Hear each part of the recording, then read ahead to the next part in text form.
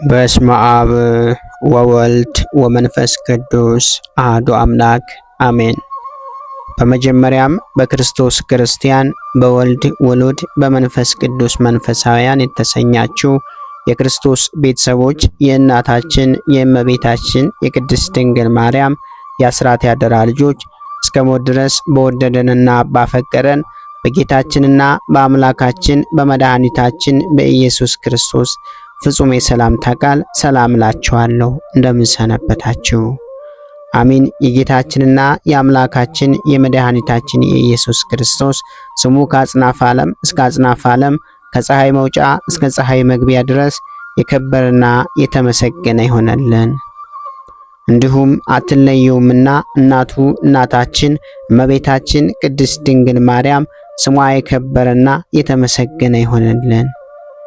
ቅዱሳን መላእክት፣ ቅዱሳን ጻድቃን፣ ቅዱሳን ሰማዕታት እግዚአብሔር ያከበራቸው ሁሉ እንደየክብራቸውና እንደየሞገሳቸው የተመሰገኑና የተከበሩ ይሆነልን። እንዲሁም የተወደዳችሁና የተከበራችሁ የሰንበት ሚዲያ የዩቲዩብ ቻናል ተከታታዮች ሁላችሁም በያላችሁበት የዓለም ክፍል የእግዚአብሔር አምላክ ሰላምና ፍቅር ከናንተ ጋር ይሁን። ይህንን መርሃ ግብር በየሥራ ቦታችሁ በየመኖሪያ ቤታችሁ ሆናችሁ በእምነት የምታደምጡ የቅዱሳኑ ረድኤትና በረከት ከናንተ ጋር ነው። እንዲሁም ከጠላታችን ከዲያብሎስ እስራት እንፈታለን፣ ከያዘንም ደዌ እንድናለን። ሁላችሁም የሰንበት ሚዲያ ዩቲዩብ ቻናል ተከታታዮች በሀገር ውስጥም በሀገር ውጭም ያላችሁ ይህንን መንፈሳዊ ቻናል ሁልጊዜ በየዕለቱ ሰብስክራይብ፣ ላይክ፣ ሼር በማድረግ አገልግሎቱን እንድትደግፉና ያላችሁን ሐሳብና አስተያየት በኮመንት ስር እንድታስቀምጡልን እንጠይቃለን። እንዲሁም የየዕለቱን መርሃ ግብሮች ሁልጊዜ በዚህ ቻናል ስለምንለቅ መርሃ ግብሮቹን በቻናላችን በመግባት እንድትከታተሉ ስንል በአክብሮት እንጋብዛለን። በድጋሚ እግዚአብሔር አምላክ ሰላምና ፍቅር ከእናንተ ጋር ይሁን። እንኳን በየካቲት 8 ቀን ታስበውና ተከብረው ለሚውሉ ለቅዱሳን በዓላት ጌታችን መድኃኒታችን ኢየሱስ ክርስቶስ ከበረ ልደቱ ከ40 ቀኖች በኋላ ወደ ቤተ መቅደስ የገባበት ዕለት የከበረች እመቤት ዓመተ ክርስቶስ የዕረፍቷ መታሰቢያ በዓል ከአሴር ወገን የሆነች የፋኑኤል ልጅ ነቢይት ሐና የዕረፍቷ መታሰቢያ በዓል በትሩፋቱ ፍጹም የሆነ ታላቅ አረጋዊ የገዳመ ሲሐት ቅዱስ ኤልያስ የዕረፍቱ መታሰቢያ በዓል በሰላም አደረሳችሁ አደረሰ። ቅዱስ ስምዖን አረጋዊ። የካቲት 8 በዚህች ዕለት ጌታችን መድኃኒታችን ኢየሱስ ክርስቶስ ከከበረ ልደቱ ከ40 ቀኖች በኋላ ወደ ቤተ መቅደስ የገባበት ዕለት ሆነ። ለዚህ ምስጢር አገልጋይ የሆነ ጻድቁ ዮሴፍና የወለደችው እመቤታችን ቅድስት ድንግል ማርያም የክብር ባለቤት እርሱ በእስራኤል ሕዝብ ላይ የሰራውን ሕግ ይፈጽሙ ዘንድ መሥዋዕትንም ሊያቀርቡ መጡ። ጻድቁ ሰው ስምዖን ካህንም ሕፃኑን ተቀብሎ አቀፈው። እንዲህ ሆነ። አባታችን አዳም ከተፈጠረ በ5200 ዓመት አሸናፊ የተባለ በጥሊሞስ በነገሰ ጊዜ የአይሁድ ወገኖች ከስልጣኑ በታች ነበሩ። ወደ ኢየሩሳሌምም ልኮ ከሊቃውንቶቻቸው ከአዋቂዎቻቸው መምህሮቻቸው 70 ሰዎች መርጦ ወደ እርሱ ወሰዳቸው። የኦሪትንም መጻሕፍት ከዕብራይስጥ ቋንቋ ወደ ዕብር ቋንቋ የተረጎሙ ዘንድ አዘዛቸው። ይህም የሆነው በእግዚአብሔር ፈቃድ ነው።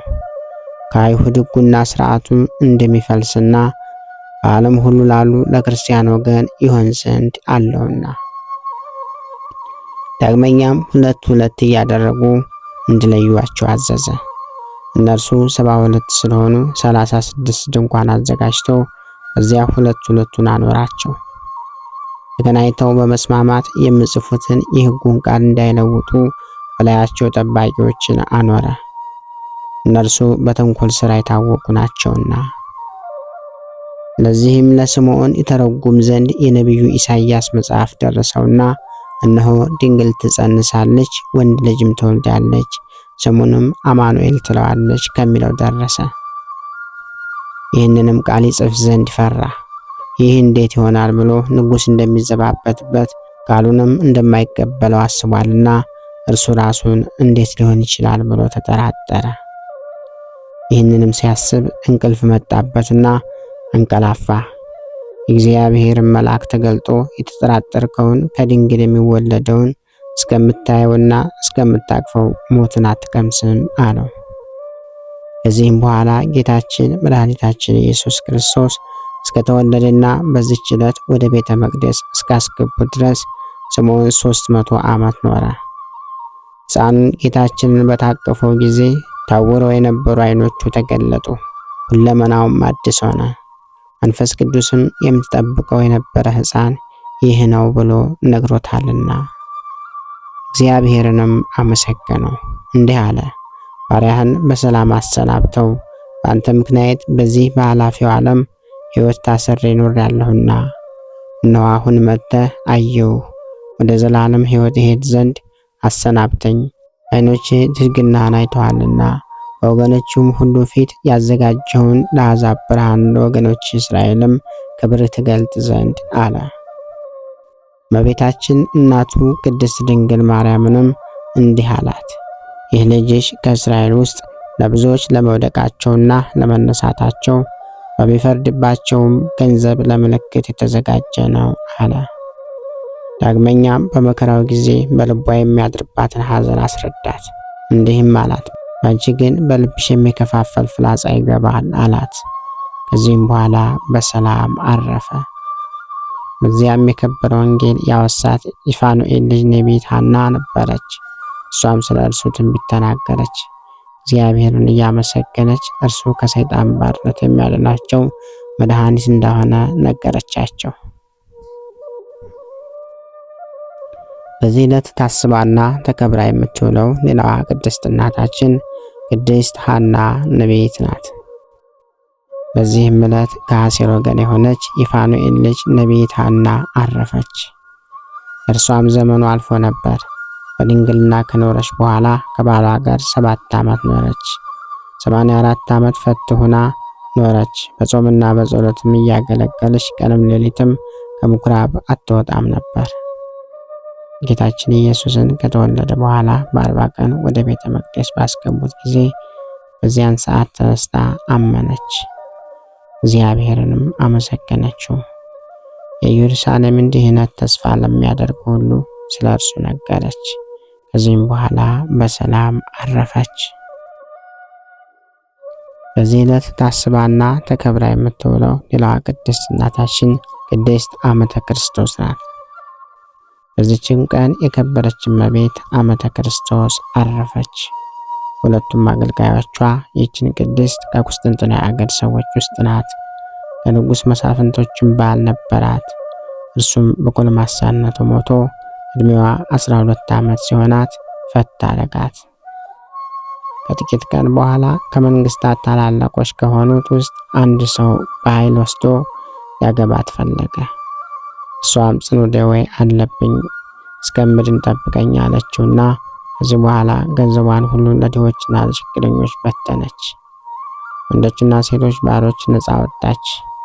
2 ሴቶች ባሮቿንም ከእርሷ ጋር ይዛ ማንም ሳያት በሌሊት ወጣች።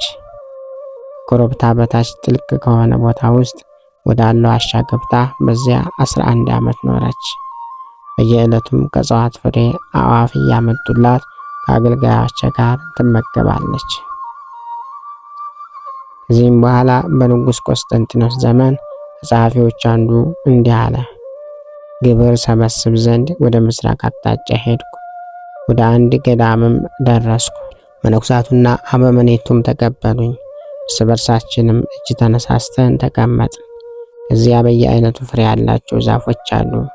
አዕዋፍም ቅርንጫፉን ከፍሬው ጋር እየቆረጡ ይበራሉ፣ እነርሱም ራሳቸው አይበሉም አለ። እኔም አይቼ አደነቅኩ። መነኩሳቱም ይህ ሥራ ምንድን ነው አልኳቸው። እነርሱም እንዲህ ሲያደርጉ 11 ዓመት ነው የሚሆነው፣ ግን አናውቅም አሉኝ። እኔስ በተራራ ውስጥ ለሚኖር መነኩሳት የሚወስዱ ይመስለኛል አልኳቸው። ይህንንም ስናገር ቁራ መጥቶ ቅርንጫፉን ቆርጦ ከፍሬው ጋር ይዞ በረረ። ስራውንም አውቅ ዘንድ ከአበምኔቱ ጋር ተከተልኩት። የሚገባበትንም አየን። ወደዚያ ቦታ ደረስን። ድንጋይ ጣልን። ክርስቲያኖች ከሆናችሁ አትግደሉን የሚል ቃል ሰማን። እናንተ ከወዴት ናቸው አልናቸው። እኛን ለማየት ከፈለጋችሁ ራቁታችንን ስለሆን 3 ልብሶችን ጣሉልን አሉን። እኛም ልብሶችን ጣልንላቸውና ወደ እርሳቸው ጭንቅ በሆነች መንገድ ወረድን። በደረስንም ጊዜ ተቀበሉን። እርስ በርሳችንም እጅ ተነሳስተን አንዲቱ ከኛ ጋር ተቀመጠች፣ 2 ግን በፊቷ ቆሙ። አበምኔቱም እናቴና እመቤቴ ሆይ ከወዴት ነሽ? ወደዚህ አወጣትሽ እንዴት ነው አላት። እርሷም ስራዋን ሁሉ ከመጀመሪያው እስከ መጨረሻው ነገረችው። አበምኔቱም የምትፈቅጂ ከሆነ ከገዳም ምግብ እናምጣላችሁና ከእናንተ ጋር በአንድነት እንመገብ አላት። እሷም ወደዚህ ከመጣን ቅዱስ ቁርባንን አልተቀበልንምና ክርስቶስ ሥጋና ደም አምጥቶ እንዳቀብለን ቄስን እዘዝልን አለችው። አበምኔቱም ቄስን አዘዘላቸውና አቆረባቸው። በማግስቱም ዓመተ ክርስቶስ ረጅም ጸሎትን ጸለየችና አረፈች። አገልጋዮቿም ተከታትለው አረፉ። በዝማሬና በማህሌት ገንዘው በክብር ቀበሯቸው። በዚህ ዕለት ታስቦና ተከብሮ የሚውለው ሌላው ቅዱስ አባታችን አረጋዊ ኤልያስ ነው። በዚህ ዕለት በትሩፋቱ ፍጹም የሆነ ታላቅ አረጋዊ የገዳመ ሲያት ኤልያስ አረፈ። የሚያረጋጋው በትሩፋቱ ፍጹም የሆነ አረጋዊ መነኩሴ እንዲልኩለት በመለመን ጻድቁ ንጉሥ ቴዎዶሲዮስን ወደ ገዳመ ሲያት በላከ ጊዜ ይህንን በትሩፋቱ ፍጹም የሆነ ኤልያስን ላኩለት። ስለ እርሱም እንዲህ ብለው ጻፉ። ንጉሥ ሆይ እነሆ በስራው ኤልያስን የሚመስል ኤልያስ የሚባል ጻድቅ ሰው ልከንልሃል አለው። ወደ ንጉሥም በደረሰ ጊዜ ንጉሥ እንዲህ አለው፣ አንተ በገድልህ ነቢይ ኤልያስን እንደምትመስል መነኩሳቱ ስለ አንተ ወደ እኔ ልከዋል አለው። አረጋዊውም በየዋህነትና በትህትና እንዲህ አለ፣ ጻድቅ ንጉሥ ሆይ ይቅርታ አድርግልኝ። ሰው ሁሉ በጠባዩና በስራው ይታወቃል። የኤልያስም ገድሉ እንዲህ ነው። ስለ ደግነቱ ምግቡን ቁራዎች ያመጡለት ነበር። እኔ ግን ምግቤን በፀሐይ ውስጥ ባሰጣው ቁራ ይዞት ሄዳል አለው። ንጉሡም ሰምቶ ከቃሉ ጣዕም የተነሳ አደነቀ። ዳግመኛ አባቴ ሆይ ለምን እግዚአብሔር ልጅ አልሰጠኝም አለው። አረጋዊውም በምድር ላይ ሃይማኖት የሚከፋፈልበት ዘመን ይመጣል፣ ከመናፍቃን ጋርም አንድ እንዳይሆን፣ ስለዚህ እግዚአብሔር ልጅን አልሰጠህም አለው። ንጉሡም ብዙ ገንዘብ ሊሰጠው ወደደ፣ እርሱ ግን አልተቀበለም። ወደ በዓቱም እስከተመለሰ ድረስ እህል እንዳልቀመሰ ስለ እርሱ ተነገረ። በሰላምም አረፈ። እግዚአብሔር ምስጋና ይሁን። እኛንም በከበረ ቅዱሳን ጸሎት ይማረን፣ በረከታቸውም ከኛ ጋር ትኖር ለዘላለሙ አሜን። ጌታ ሆይ ከብልጽግናቸው ብዛት የተነሳ ብዙ መባን ካገቡት ይልቅ የድሃይቱን አነስተኛ መባ እንደተቀበልክ ለሁል ጊዜ የሚያገለግልህን አላፍ መላእክት እያሳሰብኩ በችግሬ ጊዜ የማቀርብልህን ምስጋና ተቀበል። እናንተም ቅዱሳን ነቢያት፣ የወንጌል ሰባኪያን ሐዋርያት፣ ሰማዕታትና ጻድቃን፣ ትጉሃን መላእክት፣ ፍጹማን ደናግል እንዲሁም ደጋጎች መነኩሳት ወይ ልጅ አዋቂ ሳይለይ የምንሰበሰብበትን የጉባኤ ቦታ ባርኩ። ይህንን መጽሐፍት አዘጋጅቶ ብራና ዳምጦ የጻፈውና ያጻፈውን ከግዕዝ ወደ አማርኛ የተረጎመውን ቃለ ንባቡን በእርጋታ መንፈስና በተመስጦ ሕሊና ያዳመጠ በደለኛን ሁሉ የምታስምር የጌታ እናቱ በማርያም ጸሎት ኢየሱስ ክርስቶስ ሆይ በአንድነት ይማረን። ኢየሱስ ክርስቶስ ሆይ በአንድነት ይማረን። ኢየሱስ ክርስቶስ ሆይ በአንድነት ይማረን። ክብር ምስጋና ይሁን አንድ አምላክ ለሚሆን ለአብ ለወልድ ለመንፈስ ቅዱስ ስም እስከ ዘላለሙ አሜን። ወስብሐት ለእግዚአብሔር ወለወላዲቱ ድንግል ወለመስቀሉ ክቡር። ይቆየን።